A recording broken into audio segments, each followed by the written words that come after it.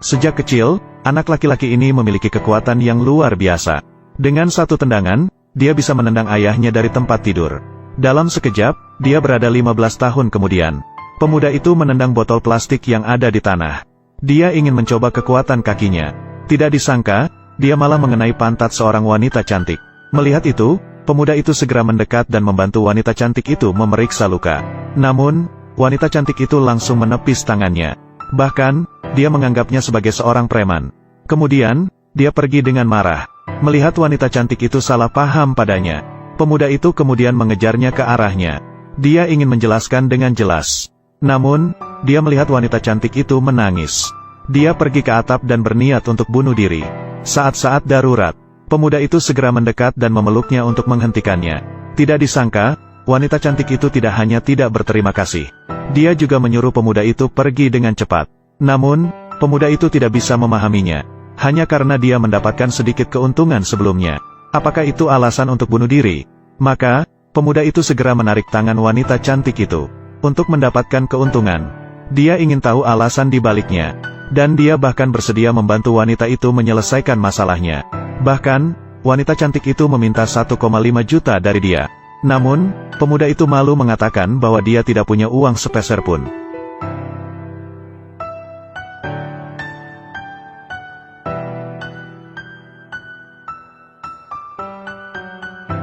Di mana uang untuk kita? Bagaimana kalau hari ini? Mari kita bersenang-senang dulu, saudara-saudara. Kemudian kita jual di pasar gelap di Asia Tenggara.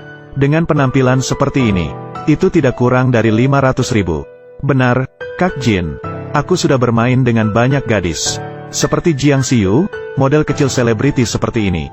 Aku tidak pernah bermain. Tidak apa-apa, saudari, aku akan melindungimu. Namun, apakah kamu benar-benar berutang uang kepada mereka? Tentu saja tidak. Itu anak kaya keluarga Ye yang ingin menjatuhkan reputasiku. Dengan sengaja melakukan kecurangan dalam kontrak. Membuatku harus membayar denda 1 juta yuan. Aku sudah membayar 900.000. Aku berencana membayar 10.000 lagi besok. Tapi mereka menaikkan harga dan mengenakan bunga berbunga. Aku tidak bisa melunasinya. Sampai sekarang, mereka sudah mengambil 3 juta yuan dariku. Tapi menurut perhitungan bunga mereka, aku masih harus membayar 150.000. Saya sudah tahu. Serahkan padaku. Hei, anak kecil yang tiba-tiba muncul. Lihat penampilannya. Tidak layak 30 yuan. Kamu semua, kami datang ke sini. Kalian adalah rentenir. Menarik bunga tinggi adalah ilegal. Tidak tahu? Sekarang kami memberitahumu. Kami akan memberitahumu tentang hukum. Saya baru tahu sekarang. Ternyata aku melanggar hukum. Ya, Kak Jin. Aku sangat takut.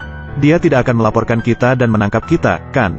Jika dia tahu, bahkan kita bisa masuk dan keluar penjara dengan bebas. Apakah dia akan ketakutan sampai mati?